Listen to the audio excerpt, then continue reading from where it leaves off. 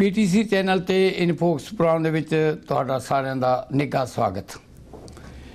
ਜਿਵੇਂ ਕਿ ਆਪਾਂ ਸਾਰੇ ਜਾਣਦੇ ਹਾਂ ਕਿ ਦੁਨੀਆ ਭਰ ਦੇ ਵਿੱਚੋਂ ਬਹੁਤੇ ਲੋਕ ਕੈਨੇਡਾ ਆ ਕੇ ਵਸਣਾ ਚਾਹੁੰਦੇ ਨੇ। ਉਸ ਦੇ ਲਈ ਉਹ ਕੋਈ ਨਾ ਕੋਈ ਬਹਾਨਾ ਲੱਭਦੇ ਹਨ, ਕੋਈ ਨਾ ਕੋਈ ਤਰੀਕਾ ਲੱਭਦੇ ਹਨ ਜਿਸ ਤਰੀਕੇ ਆ ਕੇ ਉਹ ਆਪਣੀ ਬਾਕੀ ਦੀ ਜ਼ਿੰਦਗੀ ਕੈਨੇਡਾ ਦੇ ਵਿੱਚ ਬਸਾਰ ਸਕਣ। ਜੇਕਰ ਅਸੀਂ ਦੇਖੀਏ ਸਟੂਡੈਂਟ ਵੀ ਇਸੇ ਤਰ੍ਹਾਂ ਦੁਨੀਆ ਭਰ ਦੇ ਵਿੱਚੋਂ ਕੈਨੇਡਾ 'ਚ ਆਉਂਦੇ ਨੇ, ਜਿਹੜੇ ਚਾਹੁੰਦੇ ਨੇ ਕਿ ਅਸੀਂ ਉੱਚ ਵਿੱਦਿਆ ਇੱਥੋਂ ਪ੍ਰਾਪਤ ਕਰਕੇ ਚੰਗੇ ਅਹੁਦਿਆਂ 'ਤੇ ਲੱਗੀਏ, ਚੰਗੇ ਕੰਮ ਕਰੀਏ ਅਤੇ ਚੰਗੇ ਪੈਸੇ ਕਮਾਈਏ। ਇਸੇ ਤਹਿਤ ਜੇ ਅਸੀਂ ਕਹੀਏ ਕਿ ਪੰਜਾਬ ਤੋਂ ਸਭ ਤੋਂ ਵੱਧ ਜਿਹੜੇ ਸਟੂਡੈਂਟ ਸਾਨੂੰ ਖਾਸ ਕਰਕੇ ਪੰਜਾਬੀਆਂ ਦੀ ਭਾਰੀ ਬੱਸੋਂ ਵਾਲੇ ਸ਼ਹਿਰ ਬਰੈਂਪਟਨ ਦੇ ਵਿੱਚ ਦੇਖਣ ਨੂੰ ਮਿਲਦੇ ਨੇ। ਅਤੇ ਬਹੁਤ ਸਾਰੇ ਸਟੂਡੈਂਟ ਜਿਹੜੇ ਨੇ ਉਹ ਪੰਜਾਬ ਤੋਂ, ਭਾਰਤ ਤੋਂ, ਵੱਖ-ਵੱਖ ਕੋਨਿਆਂ ਤੋਂ ਇੱਥੇ ਪਹੁੰਚਦੇ ਨੇ ਤਾਂ ਕਿ ਉਹ ਆਪਣੀ ਵਿੱਦਿਆ ਪ੍ਰਾਪਤ ਕਰ ਸਕਣ। ਪਰ ਜਦੋਂ ਉਹ ਇੱਥੇ ਆ ਜਾਂਦੇ ਨੇ ਉਸ ਤੋਂ ਬਾਅਦ ਕਿਹੜੀਆਂ ਸਾਨੂੰ ਪ੍ਰੋਬਲਮਾਂ ਦਾ ਸਾਹਮਣਾ ਕਰਨਾ ਪੈਂਦਾ, ਉਸ ਦੇ ਬਾਰੇ 'ਚ ਅਸੀਂ ਅੱਜ ਚਰਚਾ ਕਰਨ ਜਾ ਰਹੇ ਹਾਂ। ਸਾਡੇ ਮਹਿਮਾਨ ਨੇ ਮੇਰੇ ਨਾਲ ਬੈਠੇ ਨੇ ਨਿਰਮਲ ਢੀਂਡਸਾ ਜੀ, ਜਿਹੜੇ ਕਿ ਸੋਸ਼ਲ ਵਰਕਰ ਨੇ, ਸਿਆਸੀ ਅਤੇ ਆਰਥਿਕ ਮਾਹਰ ਨੇ। ਅਤੇ ਦੂਸਰੇ ਸਾਡੇ ਮਹਿਮਾਨ ਨੇ ਓਨਟਾਰੀਓ ਦੇ ਸਾਬਕਾ ਕੈਬਨਿਟ ਮਿਨਿਸਟਰ ਹਰਿੰਦਰ ਸਿੰਘ ਤੱਖਰ। ਤੀਸਰੇ ਮਹਿਮਾਨ ਨੇ ਸਾਡੇ ਪਿਛਲੇ 35 ਸਾਲਾਂ ਤੋਂ ਟੋਰਾਂਟੋ ਦੇ ਇਲਾਕੇ ਵਿੱਚ ਪੰਜਾਬ ਦੀ ਗੂੰਜ ਰੇਡੀਓ ਪ੍ਰੋਗਰਾਮ ਪੇਸ਼ ਕਰਨ ਵਾਲੇ ਅਤੇ ਉੱਘੇ ਗਾਇਕ ਵੀ ਰਹੇ ਨੇ ਅਤੇ ਕੁਲਦੀਪ ਦੀਪਕ ਜੀ। ਤੁਹਾਡਾ ਸਾਰਿਆਂ ਦਾ ਨਿੱਘਾ ਸਵਾਗਤ ਜੀ। ਥੈਂਕ ਯੂ, ਮਿਹਰਬਾਨੀ। ਹਾਂ ਦੀਪ ਸਾਹਿਬ, ਮੈਂ ਤੁਹਾਡੇ ਤੋਂ ਸ਼ੁਰੂ ਕਰਨਾ ਚਾਹੁੰਦਾ। ਤੁਸੀਂ ਆਪਣੇ ਰੇਡੀਓ ਦੇ ਰਾਹੀਂ ਬਹੁਤ ਸਾਰੇ ਸਟੂਡੈਂਟਾਂ ਨਾਲ, ਆਮ ਲੋਕਾਂ ਨਾਲ ਗੱਲਬਾਤ ਕਰਦੇ ਹੋ। ਕਿਹੋ ਜਿਹੀਆਂ ਮੁਸ਼ਕਿਲਾਂ ਲੋਕਾਂ ਨੂੰ ਨੇ, ਕਿਹੋ ਜਿਹੀਆਂ ਸਟੂਡੈਂਟ ਨੂੰ ਨੇ? ਪਹਿਲੀ ਗੱਲ ਤਾਂ ਇਹ ਹੈ ਕਿ ਮੈਂ ਗਾਇਕ ਹਾਲੀ ਵੀ ਹਾਂ। ਹਾਂਜੀ, ਮੈਂ ਕਰਕੇ ਆਇਆ ਸੀ, ਪਰ ਤੁਸੀਂ ਘੱਟ ਗਾ ਰਹੇ ਨਾ ਹੁਣ। ਹਾਂਜੀ ਹਾਂ, ਆਈ ਦੋ। ਤੋ ਇਹ ਅਸਲ 'ਚ ਬੜਾ ਹੌਟ ਇਸ਼ੂ ਹੈ ਟੋਰਾਂਟੋ ਦਾ। ਮੇਰਾ ਖਿਆਲ ਹੈ ਕਿ ਜਿੰਨੇ ਵੀ ਮੀਡੀਆ ਕਰਮੀ ਨੇ ਉਹਨਾਂ ਸਾਰਿਆਂ ਲੋਕਾਂ ਨੂੰ ਇਸ ਗੱਲ ਦਾ ਪਤਾ। ਤੁਸੀਂ ਅਖਬਾਰ ਵੀ ਕਰਦੇ ਹੋ ਜੀ, ਤੁਹਾਨੂੰ ਪਤਾ। ਹਰਿੰਦਰ ਅਤੇ ਨਿਰਮਲ ਹੋਰਾਂ ਨੂੰ ਵੀ ਪਤਾ। ਅਸਲ 'ਚ ਜਿਹੜਾ ਮੇਨ ਇਸ਼ੂ ਇਸ ਵੇਲੇ ਹੈਗਾ ਕਿ ਜਿਸ ਖਿੱਤੇ ਦੇ ਵਿੱਚ ਸਾਡੀ ਕਮਿਊਨਿਟੀ ਦੇ ਬਹੁਤ ਸਾਰੇ ਸਟੂਡੈਂਟਸ ਨੇ, ਉੱਥੇ ਦੇ ਜਿਹੜੇ ਲੋਕ ਨੇ ਉਹ ਇਹ ਮਹਿਸੂਸ ਕਰਦੇ ਆ ਕਿ ਇਹਨਾਂ ਲੋਕਾਂ ਨੇ ਆ ਕੇ ਸਾਡੀ ਜ਼ਿੰਦਗੀ ਨੂੰ ਪ੍ਰਭਾਵਿਤ ਕਰਨਾ ਸ਼ੁਰੂ ਕਰ ਦਿੱਤਾ ਗਲਤ ਤਰੀਕੇ ਨਾਲ। ਉਹਨਾਂ ਦਾ ਕਹਿਣਾ ਹੈ ਕਿ ਇਹ ਹੱਲਾ ਗੁੱਲਾ ਬੜਾ ਕਰਦੇ ਆ, ਬੜੀ ਇੱਥੇ ਭੀੜ ਹੋ ਗਈ ਆ, ਇਹਨਾਂ ਬੱਚਿਆਂ ਨੂੰ ਪਤਾ ਨਹੀਂ ਕਿਵੇਂ ਤੁਸੀਂ ਵਿਚਰਨਾ ਬਾਹਰ। ਬਹੁਤ ਸਾਰੇ ਘਰਾਂ ਦੇ ਵਿੱਚ ਇਹਨਾਂ ਦੀ ਗਿਣਤੀ ਬਹੁਤ ਜ਼ਿਆਦਾ ਆ। ਜੇ ਘਰਾਂ ਦੇ ਵਿੱਚ ਉਹ ਜਾਂਦੇ ਆ ਤਾਂ ਉੱਥੇ ਬਹੁਤ ਗੰਦ ਪਾਉਂਦੇ ਆ। ਇਹੋ ਜਿਹੀਆਂ ਬਹੁਤ ਸਾਰੀਆਂ ਗੱਲਾਂ ਨੇ। ਦੂਸਰੀਆਂ ਗੱਲਾਂ ਕਿ ਕੁਝ ਕਿਤੇ ਲੜਾਈ ਝਗੜੇ ਜਿਹੜੇ ਹੋਏ ਨੇ ਹੈ ਜੀ, ਉਹਨਾਂ ਨੂੰ ਲੈ ਕੇ ਭਾਵੇਂ ਲੜਾਈ ਝਗੜਾ ਤਾਂ ਮੇਰੇ ਖਿਆਲ ਇੱਥੇ ਦੇ ਸਟੂਡੈਂਟਸ ਇੱਥੇ ਦੇ ਬੱਚੇ ਵੀ ਕਰਦੇ ਆ। ਲੇਕਿਨ ਜਦੋਂ ਬਾਹਰਲਾ ਆ ਕੇ ਸਟੂਡੈਂਟਸ ਕੋਈ ਇੱਦਾਂ ਦੀ ਗੱਲ ਕਰਦਾ ਅਤੇ ਉਹਨੂੰ ਬਹੁਤ ਉਛਾਲਿਆ ਜਾਂਦਾ ਔਰ ਉਸੇ ਹੀ ਗੱਲ ਦੇ ਉੱਤੇ ਉਹਨੂੰ ਫਿਰ ਵਟਸਐਪ ਦੇ ਉੱਤੇ ਪਾ ਕੇ ਉਹਦਾ ਬੜਾ ਵਿਚਾਰ ਹੁੰਦਾ। ਅੱਛਾ, ਉਹਦਾ ਫਿਰ ਜਿਹੜਾ ਰਿਐਕਸ਼ਨ ਹੁੰਦਾ ਦੂਸਰੇ ਪਾਸਿਓਂ ਹੈ ਜੀ, ਉਹ ਰਿਐਕਸ਼ਨ ਵੀ ਬੜਾ ਭੈੜਾ। ਲੋਕ ਉਹਦੇ ਖਿਲਾਫ ਵੀਡੀਓ ਕੱਢਦੇ ਨੇ ਹੈ ਜੀ। ਤੋ ਦੇਰ ਆਰ ਸੋ ਮੈਨੀ ਇਸ਼ੂਜ਼ ਜਿਹੜੇ ਕਿ ਹੁਣ ਇਸ ਤਰ੍ਹਾਂ ਹੋ ਗਿਆ ਕਿ ਜਿਵੇਂ ਕਮਿਊਨਿਟੀ ਇਸ ਇਸ਼ੂ ਨੂੰ ਲੈ ਕੇ ਐਜ 'ਤੇ ਆ ਗਈ ਹੋਵੇ ਹੈ ਜੀ, ਇੱਕ ਕਿਨਾਰੇ ਦੇ ਉੱਤੇ ਖੜੀ ਹੋਵੇ। ਤੋ ਇਹਦੇ ਬਾਰੇ ਮੈਂ ਮਹਿਸੂਸ ਕਰਦਾ, ਮੇਰਾ ਖਿਆਲ ਹੈ ਹਰਿੰਦਰ ਹੋਰੀ ਵੀ ਮਹਿਸੂਸ ਕਰਦੇ ਨੇ, ਤੁਸੀਂ ਵੀ ਇਸੇ ਕਰਕੇ ਇਹਨੂੰ ਗੱਲ ਨੂੰ ਕੀਤਾ ਕਿ ਇਸ ਇਸ਼ੂ ਬਾਰੇ ਇੱਕ ਖੁੱਲ੍ਹੀ ਗੱਲਬਾਤ ਹੋਣੀ ਚਾਹੀਦੀ ਆ ਔਰ ਇਹਨੂੰ ਐਨਾਲਾਈਜ਼ ਕਰਕੇ ਇਹਦੇ ਬਾਰੇ ਕੋਈ ਸਮਾਧਾਨ ਕਰਨ ਦੀ ਕੋਸ਼ਿਸ਼ ਕਰਨੀ ਚਾਹੀਦੀ ਹੈ। ਤੱਖਰ ਸਾਹਿਬ, ਤੁਸੀਂ ਲਗਭਗ ਲਗਾਤਾਰ 15 ਸਾਲ MPP ਰਹੇ ਹੋ ਔਰ ਤੁਹਾਡੀ ਸਰਕਾਰ ਵੇਲੇ ਸਭ ਤੋਂ ਵੱਧ ਜੇ ਮੈਂ ਦੇਖਾਂ 2003 ਤੋਂ ਪਹਿਲਾਂ ਕੋਈ ਸਟੂਡੈਂਟ ਨਹੀਂ ਸੀ ਆਉਂਦਾ। ਟਾਮਾਟਾਲਾ ਕੋਈ ਸਟੂਡੈਂਟ ਆਉਂਦਾ ਸੀ, ਪਤਾ ਹੀ ਨਹੀਂ ਸੀ ਕਿ ਸਟੂਡੈਂਟ ਜਿਹੜੇ ਨੇ ਇੱਥੇ ਆ ਕੇ ਉੱਚ ਵਿੱਦਿਆ ਪ੍ਰਾਪਤ ਕਰ ਸਕਦੇ ਨੇ। ਅਤੇ ਤੁਹਾਡੇ ਵੇਲੇ ਜਿਹੜਾ ਹੈਗਾ ਸੀ, ਜਦੋਂ ਤੁਸੀਂ ਫੈਸਲੇ ਲਏ ਜਾਂ ਸਾਡੀ ਫੈਡਰਲ ਗੌਰਮੈਂਟ ਨੇ ਲਏ ਔਰ ਓਨਟਾਰੀਓ ਦੇ ਵਿੱਚ ਜਿੱਥੇ ਕਿ ਤੁਹਾਡੀ ਪਾਰਟੀ ਦੀ ਸਰਕਾਰ ਸੀ ਅਤੇ ਸਭ ਤੋਂ ਵੱਧ ਸਟੂਡੈਂਟ ਇੱਥੇ ਆਏ, ਕੀ ਸੋਚ ਕੇ ਤੁਸੀਂ ਇੱਥੇ ਸਟੂਡੈਂਟ ਜਦੋਂ ਆਏ ਅਤੇ ਕੀ ਸੋਚਿਆ ਸੀ ਉਹਨਾਂ ਬਾਰੇ? ਜਾਂ ਮੈਂ ਪਹਿਲਾਂ ਤਾਂ ਕਹਿਣਾ ਚਾਹੁੰਦਾ ਜੀ ਕਿ 2008 ਦੇ ਵਿੱਚ ਵੀ ਤਕਰੀਬਨ 2 ਲੱਖ ਦੇ ਨੇੜੇ ਤੇੜੇ ਜਿਹੜੇ ਸਟੂਡੈਂਟ ਸੀਗੇ ਉਹ ਕੈਨੇਡਾ ਦੇ ਵਿੱਚ ਹੁੰਦੇ ਸੀਗੇ। 2 ਲੱਖ। ਅਤੇ ਹੁਣ ਜਿਹੜੀ ਸਟੂਡੈਂਟ ਦੀ ਪਾਪੂਲੇਸ਼ਨ ਆ, ਇੰਟਰਨੈਸ਼ਨਲ ਸਟੂਡੈਂਟ ਦੀ ਮੈਂ ਪਾਪੂਲੇਸ਼ਨ ਕਰਦਾ ਜੀ ਗੱਲ, ਉਹ ਤਕਰੀਬਨ 4,95,000 ਦੇ ਨੇੜੇ ਤੇੜੇ ਹੋ ਗਈ ਹੈ ਜੀ। ਅਤੇ ਇਸ ਕਰਕੇ ਤਕਰੀਬਨ 100% ਤੋਂ ਵੀ ਉੱਤੇ ਜਿਹੜੀ ਇਨਕਰੀਜ਼ ਹੋਈ ਆ ਜੀ।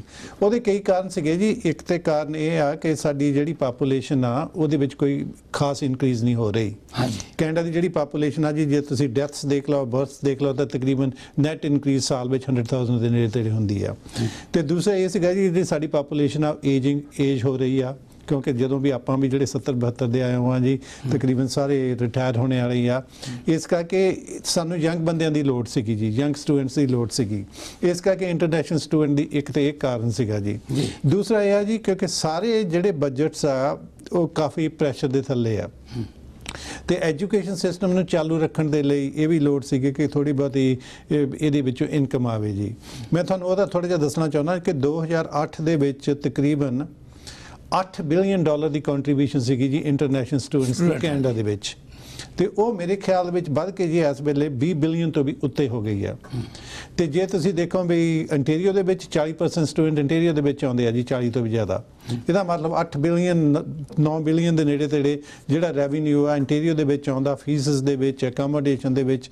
ਤੇ ਹੋਰ ਨਾ ਗੱਲਾਂ ਦੇ ਵਿੱਚ ਉਹਦੇ ਵਿੱਚੋਂ ਜੀ ਕਾਫੀ ਜਿਹੜਾ ਆ ਉਹ ਯੂਨੀਵਰਸਿਟੀ ਦੇ ਕਾਲਜਸ ਨੂੰ ਜਾਂਦਾ ਤੇ ਇਸ ਕਰਕੇ ਇੱਕ ਤੇ ਇਹ ਵੀ ਸੀਗਾ ਜੀ ਪਰ ਮੈਂ ਇੱਕ ਸਮਝਦਾ ਜੀ ਕਿ ਕਿਸੇ ਗਵਰਨਮੈਂਟ ਨੇ ਵੀ ਰੀਅਲਾਈਜ਼ ਨਹੀਂ ਕੀਤਾ ਨਾ ਫੈਡਰਲ ਗਵਰਨਮੈਂਟ ਨੇ ਕੀਤਾ ਨਾ ਅਸੀਂ ਪ੍ਰੋਵਿੰਸ਼ੀਅਲ ਗਵਰਨਮੈਂਟ ਨੇ ਰੀਅਲਾਈਜ਼ ਕੀਤਾ ਕਿ ਜਦੋਂ ਸਟੂਡੈਂਟਸ ਆਉਂਦੇ ਆ ਇਹਨਾਂ ਨੂੰ ਇੰਟੀਗ੍ਰੇਟ ਕਿੱਦਾਂ ਕਰਨਾ ਜੀ ਸੋਸਾਇਟੀ ਦੇ ਵਿੱਚ ਚਾਹੀਦਾ ਤੇ ਸਾਨੂੰ ਇਹ ਸੀਗਾ ਜੀ ਕਿ ਜਦੋਂ ਬੱਚੇ ਇੱਥੇ ਆਉਂਦੇ ਆ ਤਾਂ ਕਿ ਇਹਨਾਂ ਨੂੰ ਥੋੜੀ ਬਹੁਤੀ ਟ੍ਰੇਨਿੰਗ ਦਿੱਤੀ ਜਾਵੇ ਇਹਨਾਂ ਨੂੰ ਕੈਨੇਡੀਅਨ ਸਿਸਟਮ ਬਾਰੇ ਐਜੂਕੇਟ ਕੀਤਾ ਜਾਵੇ ਤਾਂ ਕਿ ਇਹ ਸੋਸਾਇਟੀ ਵਿੱਚ ਚੰਗੀ ਤਰ੍ਹਾਂ ਚੱਲ ਸਕਣ ਜੀ ਤੇ ਮੈਂ ਇਹ ਜ਼ਰੂਰ ਕਹਿਣਾ ਚਾਹੁੰਦਾ ਜੀ ਕਿ ਇਹਨਾਂ ਬੱਚਿਆਂ ਦੀ ਜਿਹੜੀ ਕੰਟਰੀਬਿਊਸ਼ਨ ਆ ਇਹ ਮਤਲਬ ਜਿਹੜੀ ਇਹਨਾਂ ਦੀ ਇਕਨੋਮਿਕ ਕੰਟਰੀਬਿਊਸ਼ਨ ਆ ਉਹ ਬਹੁਤ ਜ਼ਿਆਦਾ ਸੋਸਾਇਟੀ ਦੇ ਵਿੱਚ and we cannot ignore it social ਵੀ ਜਿਹੜੀ ਆ ਉਹ ਹੋਣੀ ਚਾਹੀਦੀ ਹੈ ਹਾਂਜੀ ਸੋਸ਼ਲ ਵੀ ਹੋਣੀ ਚਾਹੀਦੀ ਹੈ ਸੋਸ਼ਲ ਬਾਰੇ ਮੇਰੇ ਖਿਆਲ ਦੋਨੇ ਪੱਖ ਆ ਜੀ ਕਿ ਸਟੂਡੈਂਟਸ ਨੂੰ ਵੀ ਲਰਨ ਕਰਨ ਦੀ ਲੋੜ ਆ ਕਿ ਇੱਥੋਂ ਦਾ ਸਿਸਟਮ ਕਿੱਦਾਂ ਦਾ ਤਾਂ ਕਿ ਉਸ ਨੂੰ ਅਡਾਪਟ ਕਰ ਸਕਣ ਪਰ ਜੇ ਦੂਜੇ ਪਾਸੇ ਸਾਨੂੰ ਵੀ ਕੋਈ ਇਹੋ ਜਿਹਾ ਸਿਸਟਮ ਬਣਾਉਣ ਦੀ ਲੋੜ ਆ ਕਿ ਤਾਂ ਕਿ ਇਹਨਾਂ ਦੀ ਜਿਹੜੀ ਐਕਸਪਲੋਇਟੇਸ਼ਨ ਆ ਉਹ ਨਾ ਹੋਵੇ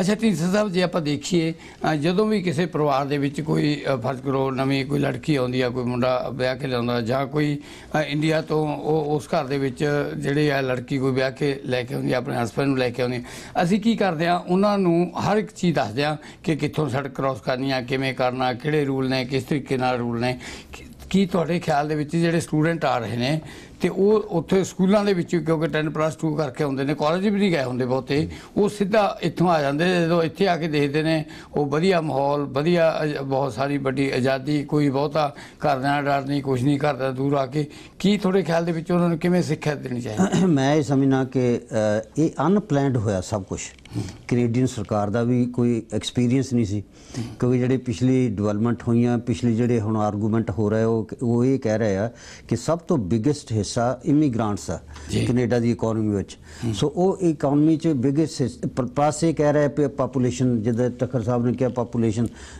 ਗਰੋ ਨਹੀਂ ਹੋ ਰਹੀ ਸੋ ਇਹ ਇਹਨਾਂ ਨੇ ਵਧੀਆ ਤਰੀਕਾ ਲੱਭਿਆ ਪਰ ਇਹਦੇ ਬਾਰੇ ਜਿਹੜੇ ਕਨਸੀਕੁਐਂਸਸ ਸੀ ਉਹ ਇਹਨਾਂ ਨੇ ਕਿਸੇ ਨੇ ਵੀ ਸੋਚੇ ਨਹੀਂ ਸੀ ਫਾਰ ਐਗਜ਼ਾਮਪਲ ਜਦੋਂ ਅਸੀਂ ਆਏ ਸੀ ਉਦੋਂ ਇੱਥੇ ਇੰਗਲਿਸ਼ ਕਲਾਸਾਂ ਹੁੰਦੀਆਂ ਸੀ ਤੁਸੀਂ ਇੰਗਲਿਸ਼ ਕਲਾਸਾਂ ਅਟੈਂਡ ਕਰਦੇ ਹੋ ਤੁਹਾਨੂੰ ਅੰਗਰੇਜ਼ੀ ਨਹੀਂ ਆਉਂਦੀ ਤੁਹਾਨੂੰ ਫਿਰ ਤੁਸੀਂ ਉੱਥੇ ਜਾਂਦੇ ਹੋ ਫਿਰ ਹੋਰ ਵੀ ਇੰਟਰਨੈਸ਼ਨਲ ਸਟੂਡੈਂਟ ਹੁੰਦੇ ਆ ਉਹਨਾਂ ਤੋਂ ਤੁਸੀਂ ਸਿੱਖਦੇ ਹੋ ਹੁਣ ਅੱਜ ਇਹਨਾਂ ਦੀ ਸਪੋਰਟ ਲਈ ਕੋਈ ਗਵਰਨਮੈਂਟ ਵੱਲੋਂ ਕੋਈ ਏਜੰਸੀ ਨਹੀਂ ਜਿਹੜੀ ਕਿ ਹੋਣਾ ਤਾਂ ਹੀ ਚਾਹੀਦਾ ਕਿਉਂਕਿ ਇੱਕ ਸਿਸਟਮ 'ਚੋਂ ਦੂਸਰੇ ਸਿਸਟਮ 'ਚ ਪਰਸਨ ਆ ਰਿਹਾ ਸਟੂਡੈਂਟ ਆ ਰਿਹਾ ਉਹਨਾਂ ਦਾ ਐਕਸਪੀਰੀਅੰਸ ਕੋਈ ਨਹੀਂ ਐਂਡ ਇਹ ਉਹਨਾਂ ਨੂੰ ਇਸ ਕੰਟਰੀ ਬਾਰੇ ਕੋਈ ਨਾ ਕੋਈ ਹੋਣਾ ਚਾਹੀਦਾ ਗਵਰਨਮੈਂਟ ਵੱਲੋਂ ਗਵਰਨਮੈਂਟ ਦੀ ਰਿਸਪੌਂਸਿਬਿਲਿਟੀ ਸੀ ਤੇ ਦੀਪ ਸਾਹਿਬ ਮੈਂ ਜਾਣਨਾ ਚਾਹੁੰਦਾ ਜੇ ਆਪਾਂ ਦੇਖੀਏ ਬਰੈਂਪਟਨ ਜਿੱਥੇ ਸਾਡੀ ਪੰਜਾਬੀਆਂ ਦੀ ਭਾਰੀ ਵਸੋਂ ਜਿਹੜੇ ਸਟੂਡੈਂਟ ਨੇ ਉਹ ਕਿਸੇ ਨੇ ਐਡਮਿਸ਼ਨ ਹੈਮਿਲਟਨ ਲਈ ਆ ਕਿਸੇ ਨੇ ਸਕਾਰਬੋ ਲਈ ਆ ਕਿਸੇ ਨੇ ਮਾਰਕਹਾਮ ਲਈ ਆ ਪਰ ਕਮਾਲ ਦੀ ਗੱਲ ਇਹ ਆ ਕਿ ਉਹ ਬੱਸਾਂ ਰਾਹੀਂ ਜਾਂ ਜਿਹੜੇ ਕਾਲਜ ਸਾਰੇ ਆ ਕੇ ਰਹਿੰਦੇ ਬਰੈਂਪਟਨ ਦੇ ਵਿੱਚ ਨੇ ਕੀ ਕਾਰਨ ਹੈ ਇਹਦਾ ਅਸਲ ਦੇ ਵਿੱਚ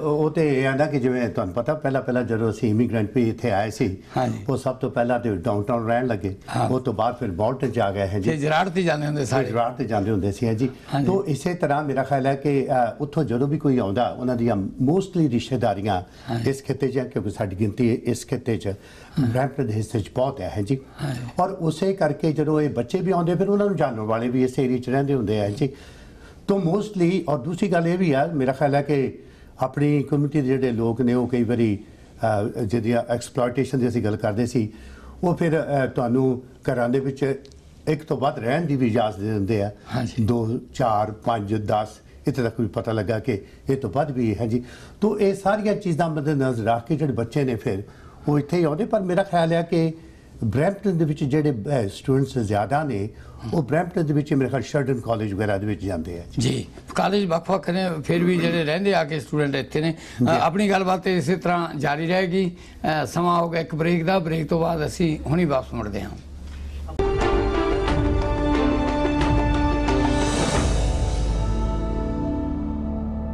ਬ੍ਰੇਕ ਤੋਂ ਬਾਅਦ ਹੁਣ ਸਾਡੀ ਗੱਲਬਾਤ ਚੱਲ ਰਹੀ ਹੈ ਸਟੂਡੈਂਟਾਂ ਦੇ ਬਾਰੇ 'ਚ।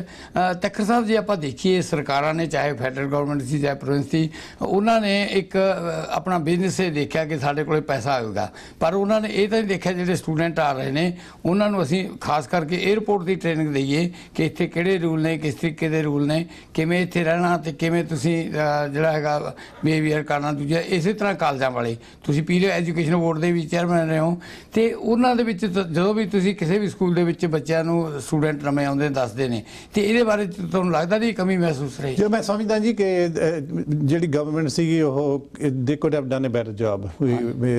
ਥੋੜੀ ਬਹੁਤੀ ਟ੍ਰੇਨਿੰਗ ਚਾਹੀਦੀ ਸੀਗੀ। ਜਦੋਂ ਵੀ ਬੱਚੇ ਇੱਥੇ ਆਉਂਦੇ ਸੀਗੇ ਉਹਨਾਂ ਨੂੰ ਦੱਸਣਾ ਚਾਹੀਦਾ ਸੀ ਕਿ ਇੱਥੇ ਦਾ ਕੈਨੇਡੀਅਨ ਐਨਵਾਇਰਨਮੈਂਟ ਕੀ ਆ। ਪਰ ਮੈਂ ਭੁੱਲਰ ਸਾਹਿਬ ਇਹ ਵੀ ਕਹਿਣਾ ਚਾਹੁੰਦਾ ਕਿ ਜਿਹੜਾ ਟਾਈਮ ਹੁਣ ਚੇਂਜ ਹੋ ਗਿਆ ਬਹੁਤ, ਜਦੋਂ ਅਸੀਂ ਆਏ ਸੀ ਉਹਦੇ ਨਾਲੋਂ ਇੰਟਰਨੈਟ ਤੇ ਤੁਹਾਨੂੰ ਤਕਰੀਬਨ ਸਾਰੀ ਇਨਫੋਰਮੇਸ਼ਨ ਮਿਲ ਜਾਂਦੀ ਹੈ। ਇਹਨਾਂ ਬੱਚਿਆਂ ਨੂੰ ਕੋਈ ਇੰਗਲਿਸ਼ ਦੀ ਪ੍ਰੋਬਲਮ ਨਹੀਂ ਹੈਗੀ ਜਿੱਦਾਂ ਢੀਂਡਸਾ ਸਾਹਿਬ ਕਹਿੰਦੇ ਸੀਗੇ। ਇਹ ਬੱਚਿਆਂ ਨੂੰ ਬਿਲਕੁਲ ਇੰਗਲਿਸ਼ ਆਉਂਦੀ ਹੈ ਜੀ। ਇਹਨਾਂ ਨੂੰ ਸਾਰੇ ਮਤਲਬ ਇਹ ਵੀ ਪਤਾ ਕਿ ਇੰਟਰਨੈਟ ਤੇ ਕਿੱਥੋਂ ਇਨਫੋਰਮੇਸ਼ਨ ਲੈਣੀ ਹੈ ਤੇ ਕਿੱਦਾਂ ਇਨਫੋਰਮੇਸ਼ਨ ਲੈਣੀ ਹੈ। ਪਰ ਮੇਰੇ ਖਿਆਲ ਸਿਰਫ ਇਸ ਕਰਕੇ ਨਹੀਂ ਕੀਤਾ ਗਿਆ ਜੀ ਕਿ ਇਹ ਪੈਸਾ ਸੀਗਾ। ਮੇਰੇ ਖਿਆਲ ਇਸ ਕਰਕੇ ਕੀਤਾ ਗਿਆ ਕਿ ਸਾਨੂੰ ਯੰਗ ਬੰਦਿਆਂ ਦੀ ਲੋੜ ਸੀਗੀ ਇਸ ਕੰਟਰੀ ਦੇ ਵਿੱਚ, ਇੰਟੀਰੀਅਰ ਦੇ ਵਿੱਚ ਯੰਗ ਬੰਦਿਆਂ ਦੀ ਲੋੜ ਸੀ। ਜੇ ਤੁਸੀਂ ਦੇਖੋ ਕਿ ਇੱਥੇ ਐਵਰੇਜ ਬੰਦੇ ਨੂੰ, ਬੱਚੇ ਨੂੰ ਪੜ੍ਹਾਉਣ ਦਾ ਜੀ ਖਰਚਾ 15,000 ਦੇ ਨੇੜੇ ਤੇੜੇ ਹਰ ਕਲਾਸ ਦੇ ਵਿੱਚ। ਜੇ ਉਹ ਤੋਂ ਗ੍ਰੇਡ 12 ਵੀ ਕਰਕੇ ਆਉਂਦੇ ਆ ਤਾਂ 180,000 ਦੇ ਨੇੜੇ ਤੇੜੇ ਉਹਨਾਂ ਦੀ ਪਹਿਲਾਂ ਹੀ ਇਨਵੈਸਟਮੈਂਟ ਹੋਈ ਹੋਵੇ ਉਹਦੇ ਵਿੱਚ। ਤੇ ਇਹ ਬੱਚੇ ਜੀ ਥੋੜਾ 1 ਜਾਂ 2 ਸਾਲ ਲਾ ਕੇ ਉਹਦੇ ਵਿੱਚ ਵੀ 3 ਟਾਈਮਸ ਇਹ ਫੀਸ ਦਿੰਦੇ ਆ ਜੀ ਜਿਹੜੇ ਇੰਟਰਨੈਸ਼ਨਲ ਸਟੂਡੈਂਟਸ ਆ। ਜੇ 2 ਸਾਲ ਲਾ ਕੇ ਉਹ ਇੱਥੋਂ ਕੰਟਰੀਬਿਊਟ ਕਰਨਾ ਸ਼ੁਰੂ ਕਰ ਦਿੰਦੇ ਆ ਸੋਸਾਇਟੀ ਦੇ ਵਿੱਚ, ਮੇਰੇ ਖਿਆਲ ਜੀ ਇਹ ਬਹੁਤ ਵੱਡੀ ਕੰਟਰੀਬਿਊਸ਼ਨ ਆ ਜਿਹੜੀ ਇੰਟਰਨੈਸ਼ਨਲ ਸਟੂਡੈਂਟਸ ਦੀ ਹੈਗੀ ਆ। ਦੀਪ ਸਾਹਿਬ ਜੇ ਆਪਾਂ ਦੇਖੀਏ ਜਿਹੜੀਆਂ ਲੜਾਈਆਂ ਝਗੜਾ ਕਰਦੇ ਨੇ, ਜੇ ਆਪਾਂ ਦੇਖੀਏ ਸਾਰੇ ਸਟੂਡੈਂਟ ਤਾਂ ਕਰਦੇ ਨਹੀਂ। ਤੁਸੀਂ ਟਾਕ ਸ਼ੋ ਕਰਦੇ ਹੋ, ਕਿੰਨੇ ਕਿ ਸਟੂਡੈਂਟ ਨੇ ਜਿਹੜੇ ਇਸ ਤਰ੍ਹਾਂ ਦੀਆਂ ਖਰਾਬੀਆਂ ਕਰਦੇ ਨੇ? ਅਸਲ ਦੇ ਵਿੱਚ ਮੇਰਾ ਖਿਆਲ ਹੈ ਕਿ ਦੇਖੋ ਜੀ ਕੋਈ ਖਾਸ ਕਿਸੇ ਨੇ ਰਿਸਰਚ ਨਹੀਂ ਕੀਤੀ, ਇਸ ਕਰਕੇ ਜੀ ਅਸੀਂ ਐਕਚੁਅਲ ਪਰਸੈਂਟੇਜ ਨਹੀਂ ਕਹਿ ਸਕਦੇ, ਲੇਕਿਨ ਫਿਰ ਵੀ ਕਹਿੰਦੇ ਆ ਕਿ ਜਿੰਨੇ ਵੀ ਸਟੂਡੈਂਟਸ ਆਉਂਦੇ ਆ, ਜਿਵੇਂ ਆਮ ਜਿਹੜੀ ਵੀ ਹੈ ਜੀ ਕੋਈ ਵੀ ਸਟੂਡੈਂਟਸ ਹੋਣ, ਉਹਨਾਂ 'ਚੋਂ 3 ਤੋਂ 4% ਹੁੰਦੇ ਜਿਹੜੇ ਸਟੂਡੈਂਟਸ ਜਿਹੜੇ ਇੱਦਾਂ ਦੇ ਕੰਮਾਂ 'ਚ ਪੈਂਦੇ ਆ। ਹੈ ਜੀ, ਜਦੋਂ ਉਹ ਇਹ ਇੱਦਾਂ ਦੀ ਗੱਲਬਾਤ ਕਰਦੇ ਤਾਂ ਉਹਦੀ ਚਰਚਾ ਬਹੁਤ ਜ਼ਿਆਦਾ ਹੁੰਦੀ ਹੈ। ਦੇਖਿਆ ਜਾਵੇ ਤਾਂ ਸਾਡੇ ਇੱਥੇ ਵੀ ਕ੍ਰਾਈਮ ਵੀ ਹੋਇਆ, ਸਾਡੇ ਇੱਥੇ ਮਰਡਰ ਵੀ ਹੋਇਆ, ਉਹ ਇੱਥੇ ਦੇ ਜੰਪ ਵਾਲੇ ਸੀ। ਹੈ ਜੀ, ਔਰ ਇਹਦੇ ਨਾਲ ਨਾਲ ਜੇ ਤੁਸੀਂ ਅੱਜ ਕੱਲ੍ਹ ਜਾਓ, ਡਰੱਗਸ ਦੀ ਜਿਹੜੀ ਪ੍ਰੋਬਲਮ ਹੈ ਉਹ ਇੱਥੇ ਦੀ ਜੰਪ ਵਾਲੇ। ਜੇ ਤੁਸੀਂ ਵੈਨਕੂਵਰ ਦੇਖੋ, ਸਟੂਡੈਂਟ ਜ਼ਿਆਦਾ ਉੱਥੇ ਗਏ ਜਾਂ ਇੱਥੇ ਆ। ਤਾਂ ਦੇਖਿਆ ਜਾਵੇ ਤਾਂ ਅਸਲ 'ਚ ਇਹ ਪਰਸੈਂਟੇਜ ਬਹੁਤ ਛੋਟੀ ਹੈ, ਲੇਕਿਨ ਅਨਫੋਰਚੂਨੇਟਲੀ ਜਦੋਂ ਕੋਈ ਇੰਟਰਨੈਸ਼ਨਲ ਸਟੂਡੈਂਟਸ ਕਰਦਾ ਤੇ ਅਸੀਂ ਉਹਦੇ ਉੱਤੇ ਜ਼ਿਆਦਾ ਉਂਗਲੀ ਉਠਾਲਦੇ। ਹਾਂਜੀ, ਤੱਕਰ ਸਾਹਿਬ ਜੀ ਆਪਾਂ ਦੇਖੀਏ ਬਹੁਤ ਸਾਰੇ ਸਕੂਲ ਕਾਲਜ ਐਸਟੈਬਲਿਸ਼ ਨੇ ਜਿਹੜੇ ਬਹੁਤ ਪੁਰਾਣੇ ਚੱਲ ਰਹੇ ਨੇ, ਵਧੀਆ ਚੱਲ ਰਹੇ ਸੀ, ਤੇ ਹੁਣ ਤੁਹਾਨੂੰ ਲੱਗਦੀ ਹੈ ਬਹੁਤ ਸਾਰਿਆਂ ਨੇ ਇੱਕ ਨਵੀਆਂ ਦੁਕਾਨਾਂ ਖੋਲ੍ਹਤੀਆਂ ਜਿਹਦੇ 'ਚ ਬਹੁਤ ਸਾਰੇ ਸਟੂਡੈਂਟ ਨਾਲ ਲੁੱਟ ਖਸੁੱਟ ਵੀ ਹੁੰਦੀ ਹੈ। ਆਈ ਥਿੰਕ ਇਹ ਇੱਕ ਵੱਡੀ ਪ੍ਰੋਬਲਮ ਆ, ਕਿਉਂਕਿ ਜਿਹੜੇ ਰੈਕੋਗਨਾਈਜ਼ ਕਾਲਜ ਸੀ ਜਿੱਦਾਂ ਸ਼ੈਰਡਨ ਕਾਲਜ ਹੋਏ, ਸੈਂਟੈਨੀਅਲ ਕਾਲਜ ਵਗੈਰਾ ਹੋਏ ਜਾਂ ਯੂਨੀਵਰਸਿਟੀਜ਼ ਹੋਈਆਂ ਜੀ, ਇਹ ਤਾਂ ਰੈਕੋਗਨਾਈਜ਼ ਪ੍ਰੋਗਰਾਮ ਸੀਗੇ। ਪਰ ਹੁਣ ਕਈਆਂ ਨੇ ਉਹ ਕਾਲਜ ਨਹੀਂ ਉਹਨਾਂ ਨੂੰ ਕਿਹਾ ਜਾ ਸਕਦਾ ਜੀ। ਮੇਰੇ ਖਿਆਲ ਵੋਕੇਸ਼ਨਲ ਸਕੂਲਸ ਆ, ਵੋਕੇਸ਼ਨਲ ਸਕੂਲ ਦੇ ਵਿੱਚ ਐਡਮਿਸ਼ਨ ਲੈ ਲੈਂਦੇ ਆ ਕਈ ਵਾਰ ਬੱਚੇ, ਕਈ ਵਾਰ ਉਹ ਸਕੂਲ ਚੱਲਦੇ ਵੀ ਨਹੀਂ। ਇਸ ਕਰਕੇ ਗਵਰਨਮੈਂਟ ਸੀਰੀਅਸਲੀ ਸੋਚ ਰਹੀ ਸੀ ਕਿ ਇਹਨਾਂ ਬਾਰੇ ਕੀ ਕਰਨਾ ਹੈ ਜੀ। ਤੇ ਦੂਸਰਾ ਮੈਂ ਕਿ ਭੁੱਲਰ ਸਾਹਿਬ ਇੱਕ ਗੱਲ ਕਹਿਣੀ ਚਾਹੁੰਦਾ ਕਿ ਕਈ ਵਾਰ ਆਪਾਂ ਨੂੰ ਆਪਣੀ ਕਮਿਊਨਿਟੀ ਬਾਰੇ ਜ਼ਿਆਦਾ ਅਵੇਅਰਨੈਸ ਹੁੰਦੀ ਆ। ਚਾਈਨੀਜ਼ ਸਟੂਡੈਂਟਸ 30% ਸਟੂਡੈਂਟ ਆਉਂਦੇ ਆ, ਤੇ university of Toronto Mississauga campus ਦੇ ਵਿੱਚ ਜਿੱਥੇ ਮੈਂ ਰਹਿਣਾ, ਉੱਥੇ ਤਕਰੀਬਨ ਜੀ ਤੁਸੀਂ ਜਦੋਂ ਵੀ ਜਾਓ ਚਾਈਨੀਜ਼ ਸਟੂਡੈਂਟ ਹੁੰਦੇ ਆ। ਉਹ ਵੀ ਮੈਂ ਕਈ ਵਾਰ ਦੇਖਿਆ ਜੀ ਮਿਸਿਸਾਗਾ ਰੋਡ ਦੇ ਉੱਤੇ ਜਾਂ ਜਿੱਥੇ ਨੇੜੇ ਤੇੜੇ ਹੈਗੇ ਉੱਥੇ ਕੱਪ ਖਿਲਾਰ ਦਿੰਦੇ ਆ, ਹੋਰ ਸਭ ਕੁਝ ਸਿੱਟ ਦਿੰਦੇ ਆ। ਸਾਰੇ ਉਹਨਾਂ ਨੂੰ ਵੀ ਪ੍ਰੋਬਲਮ ਹੁੰਦੀਆਂ ਜੀ। ਢੀਂਡਸਾ ਸਾਹਿਬ ਸਟੂਡੈਂਟ ਸਵਾਲ ਕਰਦੇ ਨੇ ਪਹਿਲੇ ਆਏ ਨੂੰ ਵੀ ਤੁਸੀਂ ਕਿਵੇਂ ਆਏ, ਕੀ ਕਰਦੇ ਰਹੇ। ਉਹ ਕਈ ਮਤਲਬ ਬਜਾਏ ਇਹਦੇ ਕਿ ਉਹ ਕਈ ਵਾਰੀ ਆਪਣੇ ਆਪ ਨੂੰ ਸੁਧਾਰਨ ਦੀ ਕੋਸ਼ਿਸ਼ ਕਰਨ ਜਾਂ ਸਾਡੇ ਤੋਂ ਲਰਨ ਕਰਨ ਦੀ ਕੋਸ਼ਿਸ਼ ਕਰਨ। ਤੁਹਾਨੂੰ 50 ਸਾਲ ਦੇ ਕਰੀਬ ਹੋ ਚੱਲਿਆ ਸਮਾਂ ਆਇਆ ਨੂੰ। ਤੁਸੀਂ ਮੈਨੂੰ ਇੱਕ ਗੱਲ ਦੱਸੋ ਕਿ ਜਦੋਂ ਤੁਸੀਂ ਆਏ ਸੀ ਉਦੋਂ ਕਿੰਨਾ ਕੁ ਤੁਹਾਨੂੰ ਇੱਥੇ ਐਡਜਸਟ ਹੋਣ ਨੂੰ ਸਮਾਂ ਲੱਗਿਆ ਸੀ? ਦੇਖੋ ਉਹ ਟਾਈਮ 1970 72 74 ਦਾ ਟਾਈਮ ਤੇ ਹੁਣ ਦਾ ਟਾਈਮ ਬਹੁਤ ਡਿਫਰੈਂਸ ਹੈ, ਇਹਦੇ 'ਚ ਬਹੁਤ ਫਰਕ ਹੈ। ਉਦੋਂ ਇੰਟਰਨੈਟ ਨਹੀਂ ਸੀ ਹੁੰਦੀ, ਇੰਨੀ ਕਮਿਊਨੀਕੇਸ਼ਨ ਨਹੀਂ ਸੀ ਹੁੰਦਾ। ਹੁਣ ਦੇ ਅੱਜ ਦੇ ਜਿਹੜੇ ਬੱਚੇ ਆਉਂਦੇ ਆ ਇਹ ਤਾਂ ਉੱਥੋਂ ਹੀ ਸਾਰਾ ਹੀ ਸੈਟਅਪ ਹੋ ਕੇ ਆਉਂਦੇ ਆ। ਈਵਨ ਐਡਮਿਸ਼ਨਾਂ ਇਹ ਲੈ ਕੇ ਉਹ ਤੋਂ ਬਾਅਦ ਜਿੱਥੇ ਇਹਨਾਂ ਨੇ ਕਿਰਾਏ ਤੇ ਵੀ ਰਹਿਣਾ ਹੁੰਦਾ ਉਹ ਵੀ ਉੱਥੋਂ ਸਾਰਾ ਅਰੇਂਜ ਹੋ ਕੇ ਆਉਂਦਾ। ਇਹਨਾਂ ਨੂੰ ਮੇਰਾ ਖਿਆਲ ਹੈ ਟਰਾਂਸਪੋਰਟੇਸ਼ਨ ਵੀ 에ਅਰਪੋਰਟ ਤੋਂ ਉਹੀ ਅਰੇਂਜ ਹੋਈ ਹੁੰਦੀ ਹੈ ਸਾਰੀ, ਜਾਂ ਫਿਰ ਕੋਈ ਰਿਸ਼ਤੇਦਾਰ ਬਹੁਤ ਇੱਥੇ ਹੈਗੇ ਬਹੁਤ ਸਾਰਿਆਂ ਦੇ। ਜਦੋਂ ਅਸੀਂ ਆਏ ਹਾਂ ਦੀਪਕ ਸਾਹਿਬ ਤੱਖਰ ਸਾਹਿਬ ਵੀ ਅਸੀਂ ਉਦੋਂ ਆਏ, ਉਦੋਂ ਇੱਥੇ ਸਾਡਾ ਕੋਈ ਰਿਸ਼ਤੇਦਾਰ ਵੀ ਕੋਈ ਨਹੀਂ ਸੀ ਹੁੰਦਾ। ਜਿਹੜੇ ਰਿਸ਼ਤੇਦਾਰ ਹੈਗੇ ਨੇ ਮੈਂ ਕਹਿੰਦਾ 1% ਰੱਖਣ ਨੂੰ ਘਰੇ ਤਿਆਰ ਨੇ, ਬਹੁਤੇ ਸਟੂਡੈਂਟਾਂ ਨੂੰ ਘਰੇ ਵੀ ਨਹੀਂ ਰੱਖਦੇ। ਦੇਖੋ ਤਾੜੀ ਦੋਨਾਂ ਹੱਥਾਂ ਨਾਲ ਵੱਜਦੀ ਆ। ਹਾਂਜੀ, ਜੇ ਸਟੂਡੈਂਟਸ ਨੂੰ ਜਿਨ੍ਹਾਂ ਨੇ ਰੱਖਿਆ ਉਹ ਵੀ ਕੰਪਲੇਂਟ ਕਰਦੇ ਆ, ਤੇ ਜਿੱਥੇ ਸਟੂਡੈਂਟ ਰਹਿ ਰਹੇ ਸਟੂਡੈਂਟ ਵੀ ਕੰਪਲੇਂਟ ਕਰਦੇ ਆਪਣੇ ਰਿਸ਼ਤੇਦਾਰਾਂ ਬਾਰੇ। ਦੀਪ ਸਾਹਿਬ ਮੈਂ ਤੁਹਾਨੂੰ ਸਵਾਲ ਕਰਾਂਗਾ ਪਰ ਬ੍ਰੇਕ ਤੋਂ ਬਾਅਦ।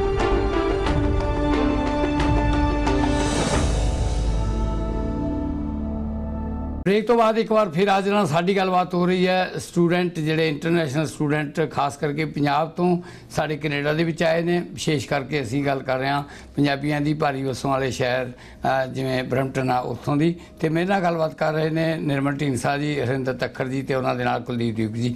ਦੀਪ ਸਾਹਿਬ, ਜਦੋਂ ਪਹਿਲਾਂ ਸਟੂਡੈਂਟ ਆਏ ਪਹਿਲਾਂ ਥੋੜ੍ਹਾ ਚਿਰ ਤਾਂ ਬਿਲਕੁਲ ਠੀਕ ਠਾਕ ਰਿਹਾ। ਜਦੋਂ ਪਹਿਲੀ ਲੜਾਈ ਦੀ ਇਹਨਾਂ ਦੀ ਵੀਡੀਓ ਆਈ ਅਤੇ ਉਸ ਤੋਂ ਬਾਅਦ ਲੋਕਾਂ ਨੂੰ ਇਹ ਸੀ ਵੀ ਚਲੋ ਮੂਲੀ ਹੋ ਜਾਂਦੀ ਹੈ ਕਈ ਵਾਰੀ ਕਾਲਜਾਂ ਸਕੂਲਾਂ ਦੇ ਵਿੱਚ। ਇੱਕ ਤਾਂ ਬਹੁਤੇ ਲੋਕਾਂ ਨੂੰ ਸਮਝ ਨਹੀਂ, ਇੰਡੀਆ ਦੇ ਵਿੱਚ ਆਪਾਂ ਦੇਖਦੇ ਸੀ ਕਿ ਕਾਲਜਾਂ ਦੇ ਮੁੰਡੇ ਕੁੜੀਆਂ ਪਿੱਛੇ ਲੜਦੇ ਸੀ। ਇੱਥੇ ਇਹ ਵੀ ਨਹੀਂ ਸਮਝ 'ਚ ਆਈ ਵੀ ਲੜਾਈ ਕਾਹਦੇ ਵਿੱਚ ਹੋਈ ਔਰ ਬਾਰ-ਬਾਰ ਹੁੰਦੀ ਰਹੀ। ਕੀ ਕਾਰਨ ਤੁਹਾਡੇ ਖਿਆਲ 'ਚ? ਅਸਲ ਦੇ ਵਿੱਚ ਮੈਂ ਸਮਝਦਾ ਕਿ ਇੱਕ ਤੇ ਮੇਰਾ ਖਿਆਲ ਹੈ ਤੁਸੀਂ ਕਿਸੇ ਵੀ ਮੁਲਕ ਚਲੇ ਜਾਓ ਹਾਂਜੀ, ਕਿਸੇ ਵੀ ਸੁਸਾਇਟੀ ਚਲ ਜਾਓ, ਜਿਹੜਾ ਯੰਗ ਤਬਕਾ ਉਹ ਯੰਗ ਤਬਕਾ ਹੈ ਜੀ, ਉਹਨਾਂ ਨੂੰ ਜ਼ਿੰਦਗੀ ਦੇ ਉਹਨੇ ਤਜਰਬੇ ਨਹੀਂ ਹੈਗੇ ਹੈ ਜੀ। ਤੋ ਲੜਾਈਆਂ ਝਗੜੇ ਜਿਵੇਂ ਉੱਥੇ ਵੀ ਹੁੰਦੇ ਸੀ ਇੱਥੇ ਦੇ ਸਟੂਡੈਂਟਸ ਵੀ ਕਰਦੇ ਆ। ਮੈਨੂੰ ਯਾਦ ਹੈ ਅਸੀਂ ਕਿਤੇ ਗਏ ਸੀ ਛੁੱਟੀਆਂ ਦੇ ਉੱਤੇ, ਉੱਥੇ ਰਾਤ ਨੂੰ ਸਟੂਡੈਂਟਸ ਆਏ, ਅਸੀਂ ਕਿਹਾ ਵੀ ਇੱਥੇ ਸਟੂਡੈਂਟਸ ਬੜੇ ਆ ਗਏ, ਤੇ ਸਵੇਰਾ ਜਦੋਂ ਦੇਖਿਆ ਉਹਨੇ ਸਾਰੀਆਂ ਕੁਰਸੀਆਂ ਇੱਧਰ ਉੱਧਰ ਚੁੱਕ ਚਾ ਕੇ ਸੁੱਟੀਆਂ। ਐਨੀਵੇ, ਤਾਂ ਮੇਰੇ ਕਹਿਣ ਤੋਂ ਭਾਵ ਹੈ ਕਿ ਬੱਚਿਆਂ ਦਾ, ਸਾਰੇ ਬੱਚਿਆਂ ਦਾ ਨਹੀਂ, ਕੁਝ ਸਟੂਡੈਂਟਸ ਦਾ ਜਿਹੜਾ ਇਹ ਰਵੱਈਆ ਆ ਹੈ ਜੀ, ਜੋ ਇੰਡੀਆ ਤੋਂ ਲੈ ਕੇ ਆਏ ਨੇ, ਜਾਂ ਉਹ ਇੱਥੇ ਸਮਝਦੇ ਨਹੀਂ ਕਿ ਜੇ ਫਰਜ਼ ਕੀਤਾ ਸੀ ਇਹ ਕੀਤਾ ਤੇ ਇਹਦਾ ਨਤੀਜਾ ਕੀ ਨਿਕਲ ਸਕਦਾ ਹੈ ਜੀ। ਔਰ ਉਹਨਾਂ ਨੂੰ ਥੋੜ੍ਹੀ ਜਿਹੀ, ਇੰਡੀਆ ਦੇ ਵਿੱਚ ਪੁਲਿਸ ਬੜੀ ਸਖਤ ਹੁੰਦੀ ਹੈ, ਸਾਡੀ ਇੱਥੇ ਦੀ ਪੁਲਿਸ ਜਿਹੜੀ ਹੈ ਤੁਹਾਨੂੰ ਪਤਾ ਹੋ ਕਿਵੇਂ ਹੈ ਜੀ, ਸਾਡੀ ਪੁਲਿਸ ਸਖਤ ਹੈ ਲੇਕਿਨ ਉਹ ਤੁਹਾਡੀ ਬੇਇੱਜ਼ਤੀ ਨਹੀਂ ਕਰਦੇ।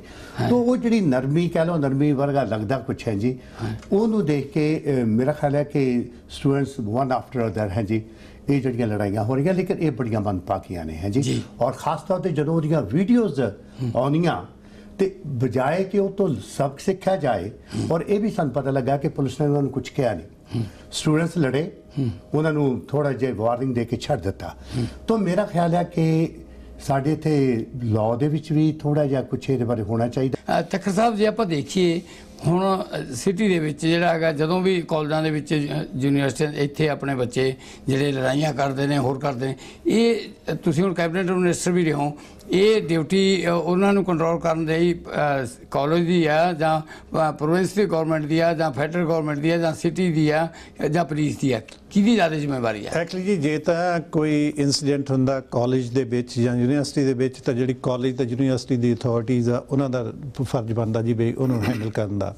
ਮੰਨ ਲਓ ਜੇ ਉਹ ਸੋਚਦੇ ਆ ਜੀ ਕਿ ਮੰਨ ਲਓ ਇਹ ਗਲਤ ਗੱਲ ਹੋਈ ਆ, ਉਹਨਾਂ ਦੀ ਹੀਅਰਿੰਗਸ ਹੋਊਗੀ, ਹੀਅਰਿੰਗਸ ਦੇ ਬੇਸ ਤੇ ਉਹਨਾਂ ਦੀ ਐਡਮਿਸ਼ਨ ਵੀ ਕੱਟ ਕਰ ਸਕਦੇ ਆ ਜੀ, ਤੇ ਉਹਨਾਂ ਨੂੰ ਡਿਨਾਈ ਕਰ ਸਕਦੇ ਆ ਕਿ ਤੁਸੀਂ ਹੁਣ ਕਲਾਸ ਦੇ ਵਿੱਚ ਨਹੀਂ ਰਹਿ ਸਕਦੇ, ਜਿਹਦਾ ਮਤਲਬ ਇਹ ਆ ਜੀ ਕਿ ਤੁਹਾਨੂੰ ਮੁੜ ਕੇ ਵਾਪਸ ਜਾਣਾ ਪਊਗਾ।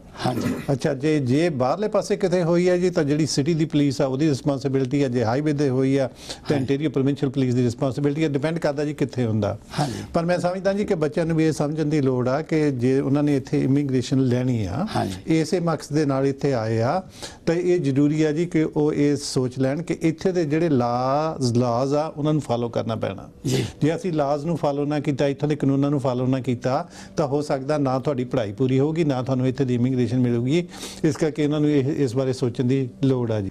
ਢੀਂਡਸਾ ਸਾਹਿਬ, ਜੇ ਆਪਾਂ ਦੇਖੀਏ ਕਿ ਜਿਹੜੇ ਬੱਚੇ ਆਉਂਦੇ, ਜਦੋਂ ਜੇ ਆਪਾਂ ਦੇਖੀਏ ਆਪਣੇ ਵੇਲੇ ਕੋਈ $500 ਲੈ ਕੇ ਜਾਂ $1000 ਲੈ ਕੇ ਆਉਂਦਾ ਸੀ, ਜਿਹੜੇ ਅੱਜ ਕੱਲ੍ਹ ਸਟੂਡੈਂਟ ਨੇ ਚੰਗੇ ਘਰਾਂ ਦੇ ਬੱਚੇ ਨੇ, ਇੰਟੈਲੀਜੈਂਟ ਨੇ, ਔਰ ਇਹ ਪੈਸੇ ਨਾਲ ਲੈ ਕੇ ਆਉਂਦੇ ਨੇ, ਹੁਣ ਜੇ ਤੁਸੀਂ ਦੇਖੋ ਤੁਹਾਡੇ ਨੂੰ ਵਧੀਆ ਕਾਰਾਂ ਸਟੂਡੈਂਟ ਕੋਲ ਨੇ ਔਰ ਉਹਨਾਂ ਦੀਆਂ ਪਲੇਟਾਂ ਬੜੀਆਂ ਅਜੀਬੋ-ਗਰੀਬ ਨੇ, ਤੁਸੀਂ ਕੀ ਸਮਝਦੇ ਹੋ ਕਿ ਇਹਨਾਂ ਚੀਜ਼ਾਂ ਨੂੰ ਕਿਵੇਂ ਕੰਟਰੋਲ ਕੀਤਾ ਜਾ ਸਕਦਾ? ਮੈਂ ਜੋ ਪਹਿਲਾਂ ਵੀ ਕਿਹਾ ਕਿ ਟਾਈਮ ਹੈਵ ਚੇਂਜਡ। ਜਿਹੜੇ ਹੁਣ ਆ ਸਟੂਡੈਂਟ ਆਉਂਦੇ ਆ ਇਹਨਾਂ ਦੀ ਮੇਰੇ ਖਿਆਲ 10,000, ਹੁਣ ਮੈਨੂੰ ਪੱਕਾ ਨਹੀਂ ਤਾਂ ਇਹਨਾਂ ਨੂੰ ਪਤਾ 15-16,000 ਉਹ ਸਿੱਧਾ ਹੀ ਬੈਂਕ ਦੇ ਵਿੱਚ ਜਮ੍ਹਾਂ ਹੋ ਜਾਂਦਾ। ਉਹ ਤੋਂ ਬਾਅਦ ਫਿਰ ਜਿਹੜੀਆਂ ਫੀਸਾਂ ਆ ਇੱਥੇ ਦੀ ਐਕਚੁਅਲੀ ਜਿਹੜੇ ਕਾਲਜਸ ਤੇ ਜਿਹੜੇ ਸੋ ਫਾਰ ਕਈ ਇਦਾਂ ਦੇ ਵੀ ਕਾਲਜ ਹੈਗੇ ਆ ਜਿਹੜੇ ਇਸੇ ਕੰਮ ਲਈ ਉਹਨਾਂ ਨੂੰ ਰਜਿਸਟਰ ਕਰਾਏ ਆ ਤਾਂ ਕਿ ਉਹ ਪੈਸੇ ਬਣਾ ਸਕਣ। ਉਹਨਾਂ ਨੂੰ ਵੀ ਪੈਸੇ ਬਣਾਉਣੇ ਸ਼ੁਰੂ ਕਰਤੇ। ਮੈਨੂੰ ਲੱਗਦਾ ਹੁਣ ਤਾਂ ਕਾਲਜਸ ਦੇ ਕੋਲ ਬਥੇਰੇ ਫੰਡ ਹੋ ਗਏ ਹੋਣੇ ਆ। ਐਂਡ ਡਬਲ ਟ੍ਰਿਪਲ ਦੇ charge, double triple at least triple ਤਾਂ ਕਰਦੇ ਹੀ ਹੋਣਗੇ। ਅੱਛਾ, ਉਹ ਇਹ ਸੀਰੀਜ਼ ਵਾਈਜ਼, ਚੇਨ ਵਾਈਜ਼ ਹੈ। ਪਹਿਲਾਂ ਤਾਂ ਇੰਡੀਆ ਦੇ ਵਿੱਚ ਇਹ ਦੌੜ ਲੱਗੀ ਹੋਈ ਆ। ਜੇ ਦੋ ਬੰਦੇ ਇਕੱਠੇ ਹੁੰਦੇ ਉਹ ਕਹਿੰਦੇ ਜੀ ਮੇਰਾ ਮੁੰਡਾ ਵੀ ਬਾਹਰ ਚੱਲ ਜਾਵੇ, ਚਾਹੇ ਮੇਰੀ ਕੁੜੀ ਵੀ ਬਾਹਰ ਚੱਲ ਜਾਵੇ, ਬਾਈ ਹੁੱਕ ਔਰ ਬਾਈ ਕਰੌਕ ਜਿੱਦਾਂ ਮਰਜ਼ੀ ਚੱਲ ਜਾਵੇ, ਰਾਈਟ। ਇਹ ਹੁਣ ਕੈਨੇਡੀਅਨ ਗਵਰਨਮੈਂਟ ਨੂੰ ਚਾਹੀਦੇ ਸੀ ਇਮੀਗ੍ਰਾਂਟਸ, ਕਿਉਂਕਿ ਜਿਹੜੀ ਕੈਨੇਡਾ ਦੀ ਇਕੋਨਮੀ ਦੀ ਗਰੋਥ ਹੈ ਉਹ ਡਿਪੈਂਡ ਕਰਦੀ ਜ਼ਿਆਦਾ ਇਮੀਗ੍ਰਾਂਟਸ ਦੇ ਉੱਤੇ, ਜਿਹਦੇ ਕਰਕੇ ਇਹਨਾਂ ਨੇ ਡੋਰ ਖੋਲ੍ਹੇ ਆ। ਐਂਡ ਪਰ ਇਹ ਅਨਪ੍ਰੀਪੇਅਰਡ ਸਾਰੇ ਪਾਸੇ ਤੋਂ ਹੋ ਰਿਹਾ। ਫਿਰ ਉੱਥੇ ਏਜੰਟ ਬੈਠੇ ਆ, ਉਹ ਆਪਣੀ ਐਕਸਪਲੋਇਟੇਸ਼ਨ ਕਰੀ ਜਾਂਦੇ ਆ। ਜਿਹੜੇ ਘਰ ਦੇ ਆ ਉਹ ਇੰਨੇ ਫਿਕਰਮੰਦ ਆ ਜੀ ਕਿਉਂਕਿ ਇੰਡੀਆ ਦੇ ਵਿੱਚ ਤਾਂ ਕੋਈ ਫਿਊਚਰ ਨਹੀਂ। ਉਹ ਕਹਿੰਦੇ ਆ ਕਿਸੇ ਨਾ ਕਿਸੇ ਤਰ੍ਹਾਂ ਚਲੇ ਜਾਣ। ਹੁਣ ਇਹਦੇ ਕਨਸੀਕੁਐਂਸਿਸ ਵੀ, ਨੈਗੇਟਿਵ ਕਨਸੀਕੁਐਂਸਿਸ ਵੀ ਨਿਕਲਦੇ ਆ। ਇੱਥੇ ਲੜਾਈਆਂ ਹੋਣੀਆਂ, ਫਿਰ ਕਲਚਰ ਦਾ ਡਿਫਰੈਂਸ। ਸੰਦੀਪ ਜੀ, ਜੇ ਆਪਾਂ ਦੇਖੀਏ ਆਪਣੇ ਘਰ ਦਾ ਬੱਚਾ, ਜੇ ਮੇਰਾ ਬੱਚਾ ਵੀ ਕੋਈ ਗਲਤੀ ਕਰਦਾ, ਪਹਿਲਾਂ ਅਸੀਂ ਉਹਨੂੰ ਘਰ 'ਚ ਬੈਠ ਕੇ ਉਹਨੂੰ ਸਮਝਾਉਂਦੇ ਆ, ਫਿਰ ਕੰਸਲਟੈਂਟ ਨੂੰ ਲਿਆਉਂਦੇ ਆ, ਕਈ ਹੋਰ ਰਿਸ਼ਤੇਦਾਰਾਂ ਨੂੰ ਪਾਉਂਦੇ ਆ, ਬਹੁਤ ਸਾਰੀਆਂ ਗੱਲਾਂ ਕਰਦੇ ਆ। ਕੀ ਤੁਹਾਡੇ ਖਿਆਲ ਦੇ ਵਿੱਚ ਥੋੜ੍ਹਾ ਜਿਹਾ ਸਾਡੀ ਕਮਿਊਨਿਟੀ ਨੂੰ ਚਾਹੀਦਾ ਜਾਂ ਸਾਡੀਆਂ ਜਥੇਬੰਦੀਆਂ ਨੂੰ ਚਾਹੀਦਾ ਕਿ ਇਹਨਾਂ ਬੱਚਿਆਂ ਦੇ ਨਾਲ ਜਿਵੇਂ ਆਪਣੇ ਬੱਚਿਆਂ ਨਾਲ ਡੀਲ ਕਰਦੇ ਨੇ ਉਸੇ ਤਰੀਕੇ ਨਾਲ ਇਹਨਾਂ ਨੂੰ ਸਮਝਾਉਣ, ਪਿਆਰ ਨਾਲ ਇਹਨਾਂ ਨੂੰ ਆਪਣੇ ਨਾਲ ਜੋੜਨ? ਉਹ ਇੱਕ ਪਰਾਈ ਧਰਤੀ ਤੇ ਐਡੀ ਦੂਰੋਂ ਚੱਲ ਕੇ ਆਏ ਨੇ ਆਪਦੇ ਮਾਂ ਪਿਓ ਨੂੰ ਛੱਡ ਕੇ, ਤੇ ਆਪਣਾ ਫਰਜ਼ ਨਹੀਂ ਬਣਦਾ ਕਿ ਅਸੀਂ ਉਹਨਾਂ ਨੂੰ ਕਿਹੜੇ ਢੰਗ ਨਾਲ ਆਪਦੇ ਨਾਲ ਜੋੜ ਸਕਦੇ? ਜਿਵੇਂ ਤੱਕੜ ਸਾਹਿਬ ਨੇ ਦੱਸਿਆ ਸੀ ਕਿ ਇਹ ਸਟੂਡੈਂਟਸ ਜੇ ਇੱਥੇ ਠੀਕ ਤਰ੍ਹਾਂ ਆ ਕੇ ਸੈਟਲ ਹੋ ਜਾਣ, ਆਪਣੀਆਂ ਨੌਕਰੀਆਂ, ਆਪਣੇ ਕੋਰਸਿਸ ਕੰਪਲੀਟ ਕਰ ਲੈਣ, ਇਹ ਬਹੁਤ ਵੱਡਾ ਇੱਕ ਐਸੈਟ ਹੈ ਸਾਡੀ ਕਮਿਊਨਿਟੀ ਲਈ, ਹੈ ਜੀ। ਤੋ ਜੇ ਸਾਡੀ ਕਮਿਊਨਿਟੀ ਲਈ ਬਹੁਤ ਵੱਡਾ ਐਸੈਟ ਹੈ ਤੇ ਆਈ ਥਿੰਕ ਸਾਡੀਆਂ ਆਰਗੇਨਾਈਜੇਸ਼ਨ ਨੂੰ ਕੁਛ ਨਾ ਕੁਛ ਕਰਨਾ ਚਾਹੀਦਾ। ਪਰ ਮੇਰਾ ਖਿਆਲ ਹੈ ਕਿ ਕਰੂਗਾ ਕੌਣ, ਹੈ ਜੀ। ਤੋ ਉਹਦੇ ਲਈ ਸਾਡੇ ਜਿਹੜੇ ਪੋਲੀਟੀਕਲ ਲੋਕ ਚੁਣੇ ਹੋਏ ਨੇ, they have to think about that. ਜਿਹੜੀਆਂ ਸਾਡੀਆਂ ਆਰਗੇਨਾਈਜੇਸ਼ਨ ਹੈ ਉਹਨਾਂ ਨੂੰ ਵੀ ਨੈਗੇਟਿਵ ਗੱਲ ਕਰਨ ਦੀ ਬਜਾਏ ਨਾ ਕੋਈ ਸਾਂਝੇ ਤੌਰ ਤੇ ਜਥੇਬੰਦਕ, ਹੈ ਜੀ, ਢਾਂਚਾ ਕੋਈ ਬਣਾ ਕੇ ਇਹਨਾਂ ਨੂੰ ਦੱਸਣਾ ਚਾਹੀਦਾ ਹੈ। ਮਤਲਬ ਔਰ ਸਾਡੀ ਜਿਹੜਾ ਇੱਥੇ ਦਾ ਲਾਅ ਐਂਡ ਆਰਡਰ ਉਹਨਾਂ ਨੂੰ ਵੀ ਦੱਸਣਾ ਚਾਹੀਦਾ ਵੀ ਜੇ ਕੋਈ ਗੜਬੜ ਕਰਦਾ तो कानून जड़ा उन्होंने दे शुड टेक है जिस कोर्स। दीप साहब, तक्कर साहब ते ढींडसा साहब, तुसीं समां कढ के साडे स्टूडियो च आए, तुहाडा बहुत बहुत धन्नवाद। आने वाले समय च मैं चाहूँगा कि असी एक बार फिर इस मसले ते गलबात करिए क्योंकि बहुत लम्मा जिहड़ा ये मसला काफ़ी हाल दी घड़ी उलझिया होया। आपां चाहुंदे हां कि असी भी PTC वालों कोई अपने वालों योगदान पा सकीए। तुहाडा बहुत बहुत धन्नवाद जी। Thank you. हाँ जी, ये सी साडी अज दी गलबात इंटरनेशनल स्टूडेंटां बारे जिहड़े कि खास करके साडे पंजाब तो स्टूडेंट इत्थे पढ़न वास्ते आए ने, उन्हां दे बारे च गलबात कीती। आस है कि तुहानूं जिहड़ी साडी विचार चर्चा हुई है पसंद आई होवेगी। फिर भी तुहाडे मन दे विच कोई सवाल होवे तां सानूं हेठ लिख के ईमेल ते तुसीं भेज सकदे हो। प्रोग्राम देखने लई तुहाडा सारिਆਂ ਦਾ बहुत बहुत धन्नवाद। अगले हफ्ते किसी होर मेहमान दे नाल असीं फिर हाज़र होवांगे। अज दा प्रोग्राम इत्थे समाप्त करन दी अमर सिंह भुल्लर नूं इजाजत दिओ। तुहाडा बहुत बहुत धन्नवाद।